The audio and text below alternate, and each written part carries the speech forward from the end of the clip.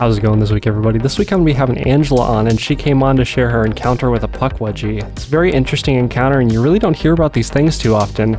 I've only talked to a very small handful of people that have ever had encounters with these creatures, and the last person I had on the show for a Pukwudgie encounter was well over a year ago. It was one of our first episodes. Also, a quick shout out to everybody that's been signing up for the membership. I do appreciate it. You guys really help support the show. If you are interested in signing up for the membership, you can get early access to new content over at challengetheunknown.com. Thanks for listening.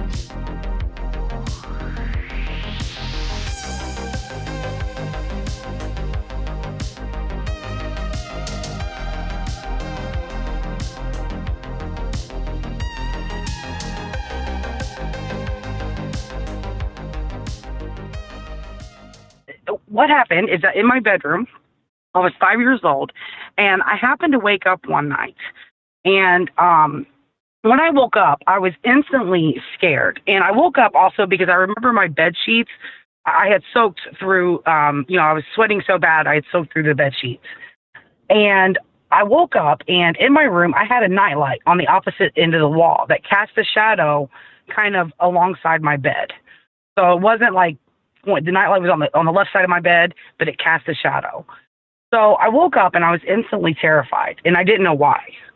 So I opened my eyes, and once I opened up my eyes, what I saw was at the very end of my bed, I saw a shadow being cast on the wall, and it was a very clear shadow because my bed was right next to the wall.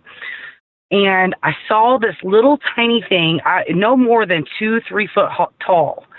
And what this thing was doing was it was actually peeking up at the end of my bed, and it would kind of pull itself up and peek over the bed.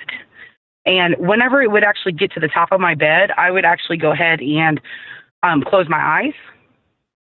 But what scared me the most about it is, when I was a kid, especially when you're a kid and you think about monsters and things like that, you're going to think of something big and scary. This thing was not big and scary.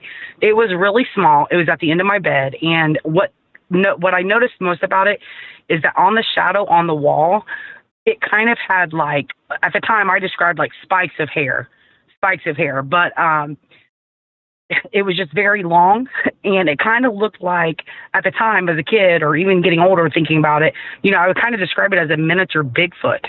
And the only reason I would consider it a miniature Bigfoot was just because of the amount of fur or hair this thing had coming off of it. This memory was ingrained into me. And at the time, I did not know what it was. And then as I got my 30s, but as an adult, I would always come back and think, really, what was that? I wasn't dreaming. And through my research in my 30s, I started doing the Google research. And, I was looking up things like little Bigfoot, little cryptids. And, I'm not a person that's really into Bigfoot or UFOs or things like that. But this memory just kept aggravating me. I wanted to find out, what it was that I saw. So across my research, I came across what was known as called a Pukwudgie, sorry. And once I actually saw an image of the Pukwudgie, and it was actually, I guess there's a Pukwudgie in Harry Potter. I don't really follow Harry Potter, but it didn't look anything like that. But if you look up what a Native American Pukwudgie is, what really drew me to that and what really kind of cemented in my mind that that's what I saw was the spikes on the back of its head. And apparently the spikes I saw were very porcupine quill-like. And I just have a very vivid memory of the shadow that I saw being cast on the wall had these porcupine spikes on it. And it terrified me. I did not know what it was. I don't know what it wanted. That's the only time I ever saw that. And even to this day, I'm still just I don't know what it was doing. I don't know why it was in my bedroom. I live in Southwest Ohio, which I believe is not a traditional area where the Pukwudgie was. I believe they're mostly seen over in the Northeast, Pennsylvania, Maine, those areas. However, I haven't seen them can be listed as the Great Lakes region, but I'm as far south as Ohio, pretty much as far as you can get. But the area that I grew up in, it was actually right next to Miami, Oxford, Houston Woods. There are state national parks there. But the area where I was at was a little bit more farmland mixed with a bit of the woods. So it was terrifying. I still remember to this day.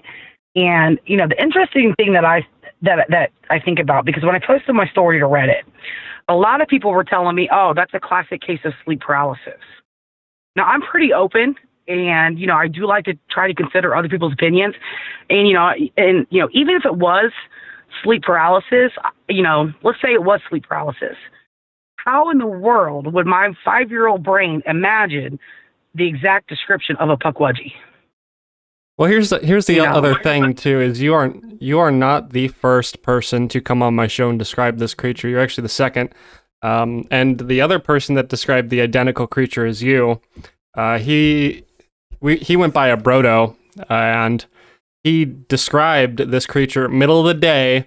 They were on vacation in this wooded area, and he saw this thing, small humanoid creature, and he didn't know what it was. He had to go online and figure it out, through asking on forums and just doing a little bit of research to figure out what this creature was and where the folklore is on this thing. So, even if yours was sleep paralysis, which I don't think it was, which we'll get into in a second here, there's all these other accounts. People are seeing something, so they can't all be written off as a sleep paralysis experience. And by the way, I have had sleep paralysis. Fuck sleep paralysis. It is the worst thing that you can possibly experience. Hallucinations while you're paralyzed, it's just absolutely awful. You're like time warping in between like unconscious and conscious. It's super weird. So let's ask you this first. So you were able to see this thing moving, like the shadow, yeah. And then did you ever at any time lay eyes on the entity itself? Never directly. But my bed was so close to the wall that the shadow was very clear. It wasn't like the shadow was being cast 5-6 feet away where it kind of gets distorted. My bed was right next to the wall, so the shadows were very, very crisp. And I had a really good nightlight because my brother and I, we had a couple of experiences in my room besides this thing. And I have a really good memory. I really do, always have. And, so I don't think, my thing is that even if it was sleep paralysis, the stories of what I hear about that is that it's demons. It's, you know what I mean? Like spirits. This was not that. And, like I said, even if it was sleep paralysis, as a kid, if I'm thinking of a monster or something coming to get me, I'm not going to think of something that's 2 foot tall. You're going to think of the I'm big... going to think of something that's big. Yeah. Right. I won't think of like the boogeyman, like coming, you know what I mean? And, and I do remember some nightmares I had as a kid where I'm like, no, that was definitely a dream. I used to have a dream of this nun walking through looking out my bedroom window, and there was a church behind the townhouse. And I used to have this dream where this nun was walking through the churchyard, and then I would turn to my side and she would be standing right next to me, and she had like a skeleton face. But that was a dream. This was not a dream. Right. So you definitely saw this creature. And how long did this encounter last from start to finish? When you first saw that shadow till, whatever happens at the end? Well, I was so scared, and it's the only time in my life where I have been scared where I cannot move. And I would say it probably lasted 5-10 minutes. Okay. Because I just kept closing my eyes, and it kept doing the same thing over. It kept reaching up, trying to peek over the bed, and I can't remember if it was trying to touch my feet. Maybe that's what woke me up. But some research I found is that with these Pukwudgies, they're supposed to be tricksters, and they're supposed to mislead people. But I've also read that according to the Native American legend, they will kidnap your kids. Yeah. I don't know if that's what it was trying to do, but. Growing up, I had a really, really chaotic childhood. So I don't know, but I don't know how it got in my room. I just don't know. I don't know how it ended. I just remember waking up, seeing this thing, and it did the same thing repeatedly. And it is so crisp, clear image in my head. And, I just don't see my brain making up a monster. If I'm going to think of a monster, it's going to be something big and hairy or something, huge. That I'm going to be terrified of, not 2-3 foot tall. Yeah, no, I agree with you on that, and I wish that I had more information for you on these things. Like if you were to ask me about flying saucers or Sasquatch or something like that, I could give you a long list of encounters and theories on that stuff. But with the Pukwudgies, the stories are so rare. I've only ever found one other person that's had an experience with this, and he was on my show a long time ago. I mean, it's been well over a year. Like I said, this was back way at the beginning. And he actually just made like his own little video recounting his story on YouTube and, uploaded it because he's like, I've never seen this thing before. I've never seen it again, but I know what I saw. It wasn't sleep paralysis like you are accused of. Right. So on, so he was like, middle of the day, I saw this thing. I know what it was, and we just bailed out of there, so I don't know. And it's just, they're so rare. Something almost makes me feel, and something makes me feel like, it might even have something with like a spiritual element to it. Maybe it's just something like interdimensional. Like, I don't know, because like, how would it get in my bedroom? And it's funny because when I became an adult, I was looking to move into that same area because I went to Miami, Oxford. And I actually they asked me, do you want to rent? My very same apartment was up for rent again. They were like, oh, you can live in this apartment. And, that apartment I grew up in until I was in 6th grade. So from the time I was a baby, like that was my home. And I flat out refused to take that apartment. Yeah. I said, no, I'll take a different apartment. I don't want this apartment. Like, just, I don't know, too much stuff. And the thing with the Pukwudgie thing is that, it's not very well known.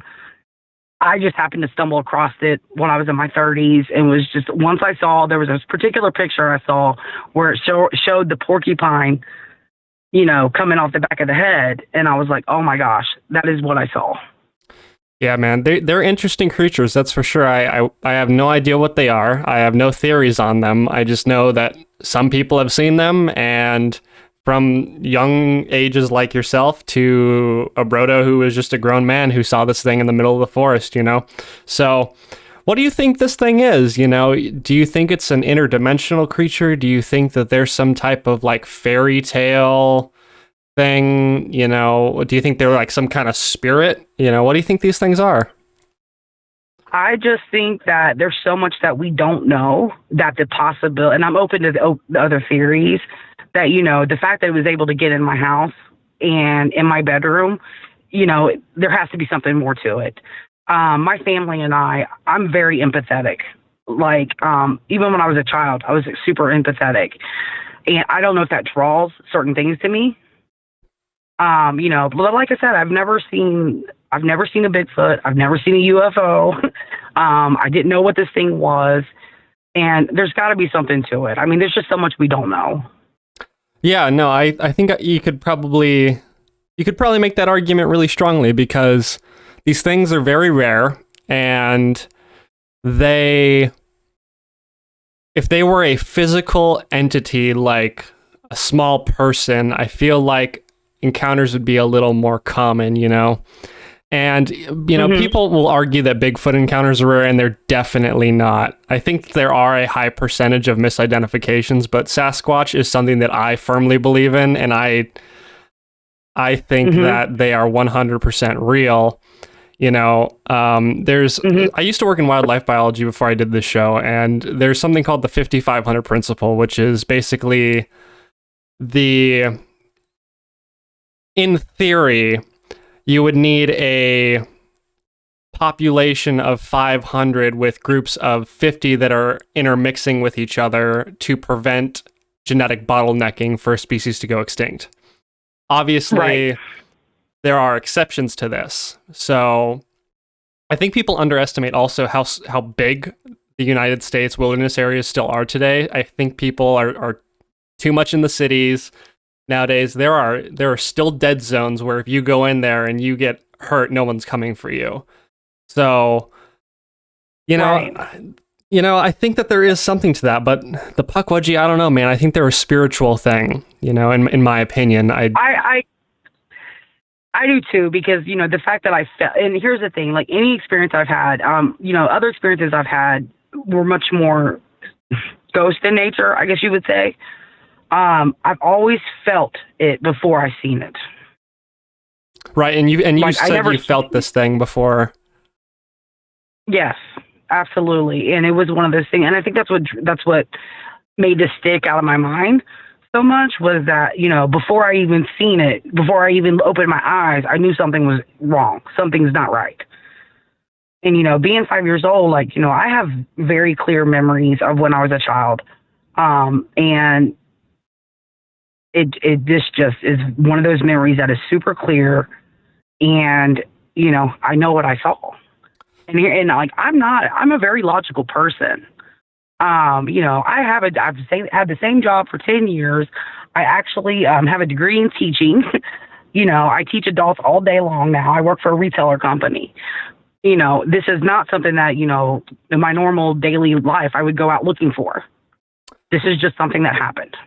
Right. Yeah. No, that's one of the reasons that I do the show. It's always fun. So let me kind of phrase this in a certain way. So the whole topics of flying saucers, cryptozoology, ghosts, paranormal, all of that is shoved under the crazy umbrella because there are so many, I hate to say it, but wackos associated with this stuff, and that are, in their RV out in Yosemite National Park with a tinfoil hat on doing, who knows what out there, talking about how they keep getting abducted by aliens every Thursday night.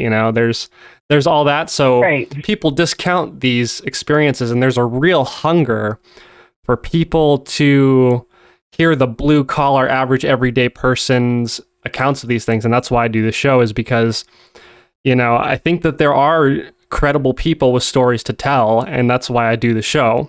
And that's why I have an audience. I think that they're really receptive to that, is because they're hearing stories where it's, hey, this person clearly isn't some nut job, and they're saying they saw this thing that's completely unexplained. So, yeah, no, I believe you. I think your story is credible. I don't think it was sleep paralysis, because other people are seeing these things, and, young child is going to imagine the big boogie monster rather than a 2-foot little person coming to get them in the middle of the night. So right.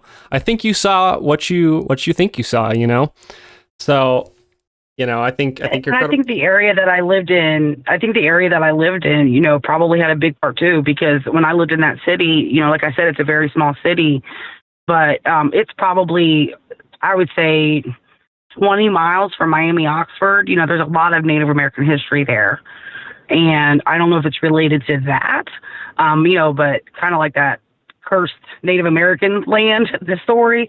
But my brother and I, we had a lot of experiences in that room, and not just this particular creature, but, there was one night I woke up and I looked across the room, and there was this, I called it a man. I don't know what it was. It was 6 foot tall, had unusually long arms, and he kept touching my brother and looking at me. So there was a lot of different experiences we had in this particular area, that I have not had in my area, other areas that I've lived in. So that was horrifying. That was very, and I told my mom about it the next day, and her response was, "Why didn't you get up and turn on the light?" And I tried to explain to her, I called it a man. It wasn't really, but I think that it goes back to that particular area where I lived. Something's not right about that area. It very well might be, I always say I don't know enough about Pukwudgie lore to comment on the origins of it and whether or not it has origin in Native American, or whether it's just like they have stories of it, or if it has origins in Native American culture. Like, I think the Skinwalker in particular does have, like, its creation is associated with Native American culture. I don't remember or if it's just a story that they were like documenting, if that makes sense, in their folklore. Mm-hmm. So I don't know if that's why I'm always careful with this stuff, is because it's like, what if it doesn't have to be Native American land for these things to exist? What if this was just something that was in forested areas for whatever reason, right, and then the Native Americans, because they were there, were documenting these stories, and it might not necessarily be associated to areas that exclusively associated with areas that they lived in. So, I don't know enough about the lore to comment on that, but I think that, who knows, maybe these things were just happened to be in the same area. But from what you're saying is that dark figure, who knows, there might be something tainted with the land, who knows? I don't know, but I just remember being a child and, all kinds of things would happen. And even as an adult, I'm not the type of person, when things go bump in the night, I get up and look for a reason. You know what I mean? Because, like, I'm looking for, other ways to discount what I'm seeing. And, but that particular memory, it is just very strong. I know what I saw. It's very crisp. It's very clear. And, and I've never, to my knowledge, I've never experienced sleep paralysis at all. So. No, if you experience sleep paralysis, you will know. Like, you will know it's half conscious, half not conscious. And for those who have never experienced sleep paralysis, if you experience sleep paralysis, you will absolutely know you experience sleep paralysis. It's terrifying.